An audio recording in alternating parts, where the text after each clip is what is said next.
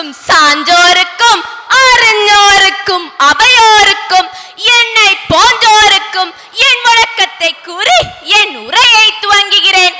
எந்த திங்களில் முழுமதி எழுந்தாலும் சித்திரை முழுமதிக்கு தனி இடம் உண்டு.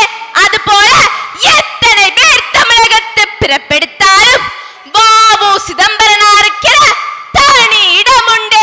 இம்மண்ணிற்கு விடுதலை வாங்கி தந்த மாவீரர் அவரை பற்றி ஒரு சில வார்த்தைகள் பேசலாம் என வந்துள்ளேன். 1872 செப்டம்பர் 5 தூத்துக்குடியில் பிறந்தார். பெற்றோரை நல் வழிகாட்டிகளாக கொண்டு சட்டம் பயின்று வழக்கறிஞரானார். தான் நடத்தும் வழக்கினை நேர்மையான முறையில் நடத்தினார். இதனால் இவருக்கு குறைந்த வருவாயே கிடைத்தது. இருப்பினும் கருதிய நோக்கம் தவறாமல் திறமையான முறையில் வாதாடி அத்தொழிலில் சிறப்பினை பெற்றார்.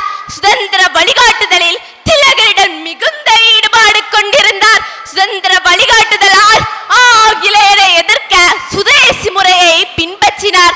அதாவது அந்நியனை எதிர்க்க வேண்டுமானால் அந்நிய பொருட்களை உபயோகிக்க கூடாது.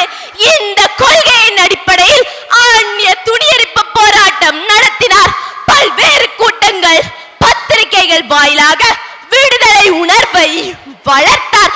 ஆங்கிலேயர் முகத்திரையை கிழிக்கும் வண்ணம் வ.உ.சி., பாரதி, சிவா ஆகியோர் ஒன்று சேரலாயினர். சுதேசி இயக்கம் வளர்ந்திட தூத்துக்குடியில் கூட்டுறவு நெசவாலை, மளிகை பொருள் அங்காடி, சென்னையில் விவசாய கைத்தொழில் சங்கம் போன்றவற்றை தொடங்கினார். கப்பல் வணிகத்தில் வெள்ளையரின் ஆதிக்கத்தை தகர்க்க திலகரின் துணையுடன் சுதேசி ஸ்டீம் நேவிகேஷன் கம்பெனி 1906 அக்டோபர் 16 தொடங்கினார்.